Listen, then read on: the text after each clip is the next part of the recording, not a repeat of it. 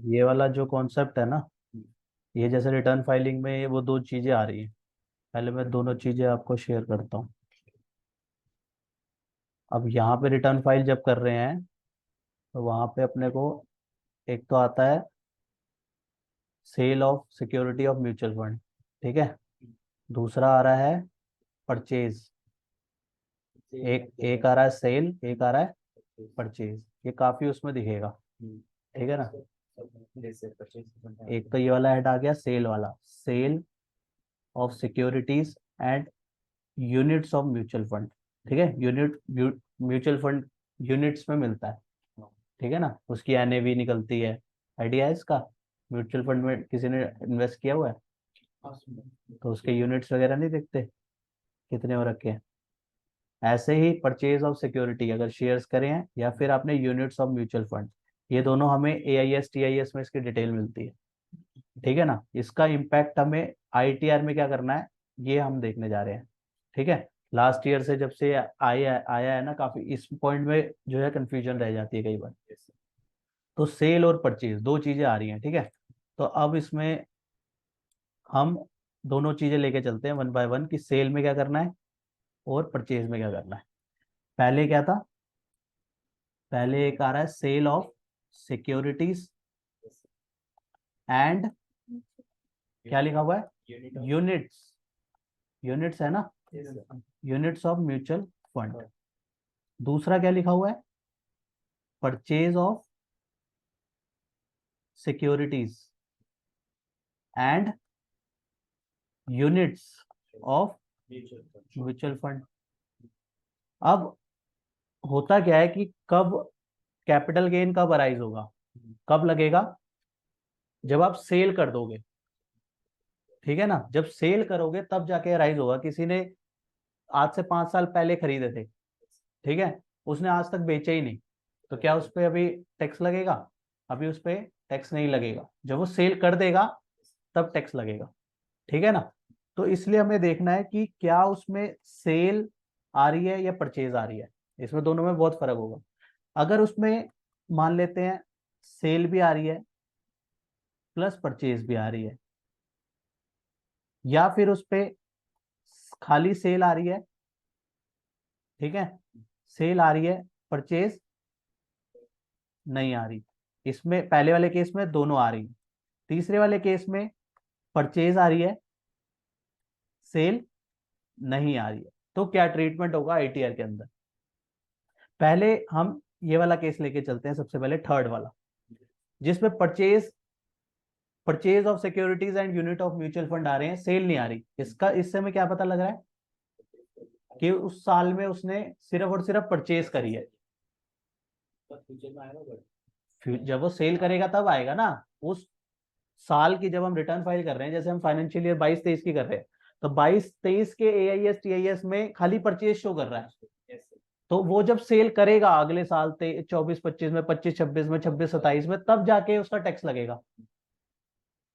अभी खाली purchase show कर रहा है, तो इसलिए इसका क्या होगा, इसका कोई इंप्लीकेशन नहीं होगा। No implication in income tax return, ठीक है ना। खाली परचेज किया है तो टैक्स तो लगेगा नहीं उस साल में। जब वो सेल करेगा तो टैक्स लगेगा, तो उस साल में बात करेंगे उसकी, ठीक है ना। अब आता है दूसरा केस। दूसरा केस क्या है कि सेल सेल किया है, परचेज परचेज नहीं दिखा रहा, खाली सेल दिखा रहा है। मतलब वो किसी साल में परचेज भी किया होगा जो इस साल में सेल किया है, मतलब 22-23 के अंदर वो सेल हुआ है, जो आगे कभी परचेज हुआ होगा। तो उसमें क्या होगा, क्या होना चाहिए है, इम्प्लीकेशन। हाँ बताओ ना, आएगा आएगा ना, इस साल में सेल हुआ है तो इम्प्लीकेशन आएगा, इम्प्लीकेशन इन आईटीआर, इसका इम्प्लीकेशन रहेगा, ठीक है ना।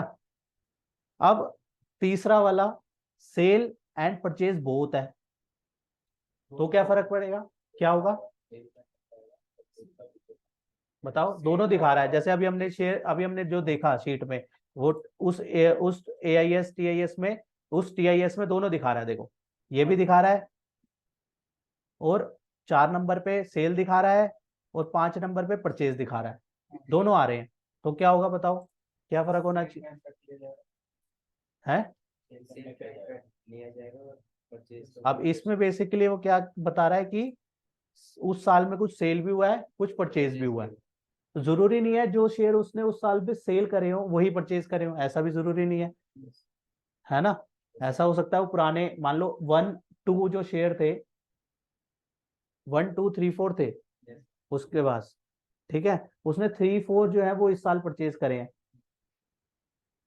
ठीक है, और जो सेल करे हैं 1 और 2 वो पहले कभी परचेज करे थे, कुछ भी हो सकता है, ठीक है।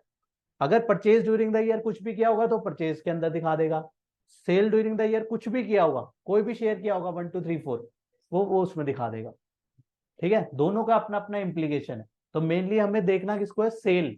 अगर सेल हुई है तो टैक्सेबिलिटी आएगी, तो इसलिए यहाँ पे भी इम्प्लीकेशन आ जाएगी। इम्प्लीकेशन किस वजह से, क्योंकि सेल हुआ है, चाहे वो उसी साल वाला परचेज वाला हुआ हो, चाहे वो पिछला कोई परचेज है उसका हुआ हो, ठीक है ना। इसलिए दोनों को मैंने अलग कलर से मार्क किया है। इसको मतलब हमें मेनली रिजल्ट क्या निकला कि हमें सेल को देखना है। अगर सेल ऑफ म्यूचुअल फंड है तो फिर आईटीआर में उसका इंपैक्ट लेके चलना है। अब आईटीआर में अब इसमें दो चीजें थी, अब इसको हमने दो पार्ट में बांटा। पार्ट 1 जिसको हम कहेंगे सेल ऑफ सिक्योरिटी, दूसरा हम कहेंगे यूनिट्स ऑफ म्यूचुअल फंड। दो पार्ट में हो गया, या तो उसने शेयर सेल परचेज करे हैं या फिर उसने यूनिट्स करा है, दो चीजें हो गई ना, दो चीजें हो गई। तो अब इसकी ना दो अलग अलग रेगुलेटरी है, ठीक है। अगर हम बात करें शेयर्स के केस में, अगर शेयर्स के केस में करा है, स्टॉक ब्रोकर्स तो बहुत सारे होते हैं, उसने जरोधा से भी करा हो सकता है, उसने एंजल ब्रोकिंग हो सकता है, और नाम बताओ अब, है ना, इतने सारे हैं। योगेश इन्वेस्ट करता है इसलिए पता लग रहा है ना, इतने सारे एप्स हैं, ये इतने सारे स्टॉक ब्रोकिंग एप्स हैं, स्टॉक ब्रोकर्स हैं। तो ये सबका अपने अपनी ब्रोकरेज होती है, कमीशन होती है, अलग अलग सिस्टम होता है, ठीक है। तो ये क्या है, स्टॉक ब्रोकर्स हैं। लेकिन रेगुलेटर कौन है इनका, शेयर का सेबी है वो तो अब इनके अंदर ना दो डिपॉजिटरी है मेनली, ठीक है। कौन से डिपॉजिटरी है, मेनली हमें डिपॉजिटरी को यहाँ पे रेगुलेटर, ठीक है, डिपॉजिटरी को ध्यान में रखना है कि सीडीएसएल का है या फिर एनएसडीएल है, ठीक है। दो हमारे को यहाँ पे डिपॉजिटरी रहेंगे। अगर यहाँ पे म्यूचुअल फंड है, म्यूचुअल फंड है, तो उस केस में क्या होगा, उसकी रेगुलेटरी कौन कौन सी बन जाएगी हमारी, एक तो कैम्स, ठीक है ना, अभी हम देखेंगे इसमें कैसे है, और दूसरा एक कार्बी का है जिसको हम किन फिनटेक के नाम से है, किफ किफ इनटेक के नाम से इनका रहता है। तो ये दो जो है, कैम्स और कार्बी, ये जब हम AIS TIS देखते हैं ना, वहां पे ये बता देता है कि ये वो कैम्स का है या वो कार्बी का है, ठीक है। या अगर शेयर्स का है तो वो CDSL का है या NSDL का है, वो वहां पे दिखा देगा। जैसे हम एग्जाम्पल के लिए यहाँ पे देखते हैं AIS TIS में, यहाँ पे सेल और परचेज आ रही है ना। अब यहाँ पे अगर हम सेल परचेज की इसकी डिटेल में जाएं तो यहाँ पे ये देखो, ये बता रहा है कि CDSL का है। अब इससे आपको क्या पता लगा कि इसने जो ट्रांजेक्शन करी है वो क्या करी है, शेयर्स की करी है, ठीक है ना। अब यहाँ पे देखो परचेज भी इसने शेयर्स की हुई है, ठीक है ना। इससे आपको ये पता लग गया कि शेयर्स की ट्रांजेक्शन हुई है यहाँ पे, ठीक है ना। यहाँ पे म्यूचुअल फंड की नहीं हुई, यहाँ पे शेयर्स की हुई है। अगर यहाँ पे म्यूचुअल फंड की होती तो क्या होता उस केस में, उस केस में डिफरेंट होता, उस केस में क्या आ जाता है, यहाँ पे कैम्स आ जाता। मैं कैम्स वाला भी दिखा देता हूँ, कैम्स वाला भी लेके चलते हैं। कैम्स वाला के लिए हमें, एक मिनट खोल, कैम्स वाला हमारा उसमें था ना, कौन सा था, हाँ, उसमें कैम्स का है उसका, ये देखो मैं दिखाता हूँ, इसका भी हम,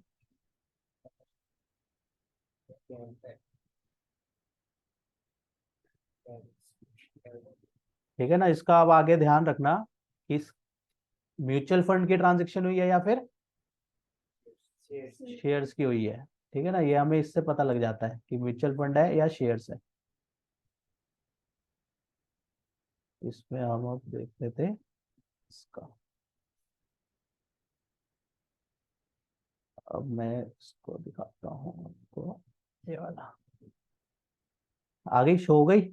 yes sir अब देखो ये जो है, इसमें हम देखेंगे कि यहाँ पे भी क्या दिखा रहा था, वो सेल ऑफ सिक्योरिटी दिखा रहा था। अब हम इसमें अगर बात करें तो यहाँ पे क्या है, ये देखो क्या दिखा रहा है, unit of sale of units of equity oriented mutual fund. और यहाँ पे क्या लिखा रहा है, कैम्स, ठीक है ना। यहाँ पे वो बता देता है कि वो कौन सी रेगुलेटरी की है उसमें। अब हमारे को सेल का इसका डाटा चाहिए, यहाँ सेल की फिगर दिखा रहा है। अब सेल की फिगर यहाँ पे दिखा रहा है 2,59,258। तो क्या यही इतना ही गेन हो जाएगा? 2.5 लाख का बेचा उसने, 2.5 लाख का ही उसको प्रॉफिट हो जाएगा, ठीक है ना। लॉजिकल है ना। अब हमें इसका, हमें तो प्रॉफिट के ऊपर टैक्स देना है, तो हम इसको क्या कहेंगे, इसको कहेंगे कि भैया आप कैम्स की यहाँ पे स्टेटमेंट दे दो। अब कैम्स की स्टेटमेंट कैसे निकलती है, कैम की स्टेटमेंट के लिए हमें क्या करना होगा, कैम्स की साइट खोलनी होगी, ठीक है ना। तो साथ साथ खोल के भी दिखाता हूँ। हमें क्या करना है, अब कैम्स की साइट खोलनी है। आ गई वेबसाइट, गूगल आ गया। ये हम कैम्स के साइट, मैंने कैम्स डाला, यहाँ पे आ गया कैम्स का होम पेज, ठीक है। अब हमें क्या करना है, कैम्स में जो है यहाँ पे,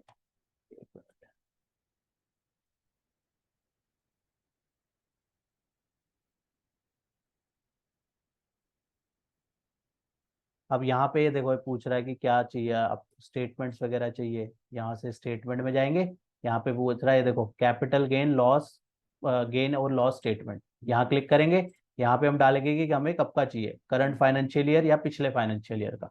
यहाँ पे पिछले फाइनेंशियल ईयर। अब इसकी जो रजिस्टर्ड मेल आईडी होगी वो उस रजिस्टर्ड मेल आईडी से मेल करेगा, ठीक है ना। कैम्स के रिकॉर्ड में उसकी रजिस्टर्ड मेल आईडी होगी, अपना पैन नंबर डालेगा, ये सब डिटेल डाल के जो है वहां पे सबमिट करेगा।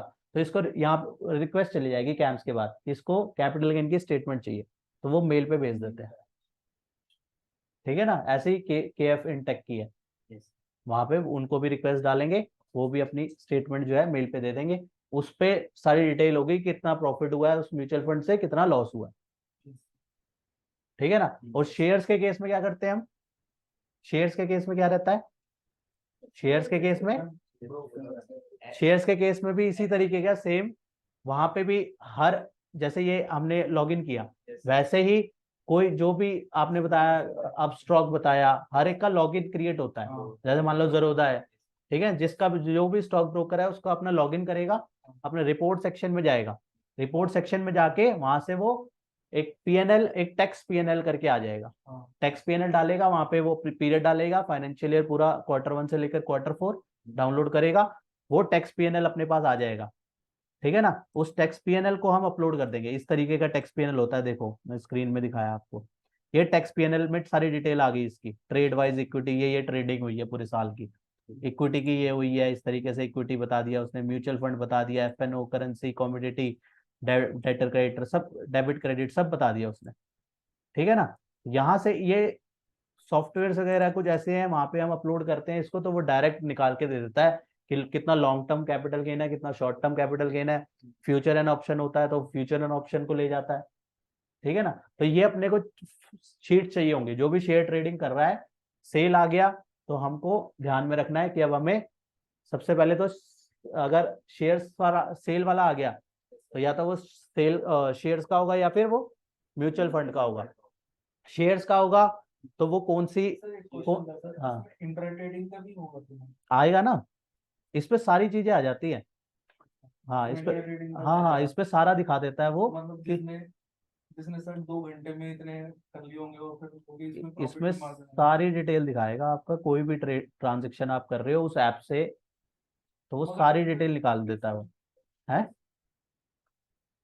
बताओ बताओ। सर इसमें शेयर्स का ही रहता है वैसे, और ट्रेडिंग का भी ऐड हो जाता है, इंटर ट्रेडिंग। हाँ हाँ इंट्राडे, इंट्राडे में भी स्पेकुलेटिव है, नॉन, मतलब वो सारे बता देता है, स्पेकुलेटिव है, नॉन स्पेकुलेटिव है, फ्यूचर एंड ऑप्शन ले रहे हो आप, या फिर आपने होल्डिंग करी हुई है, शेयर्स लेके छोड़ दिए।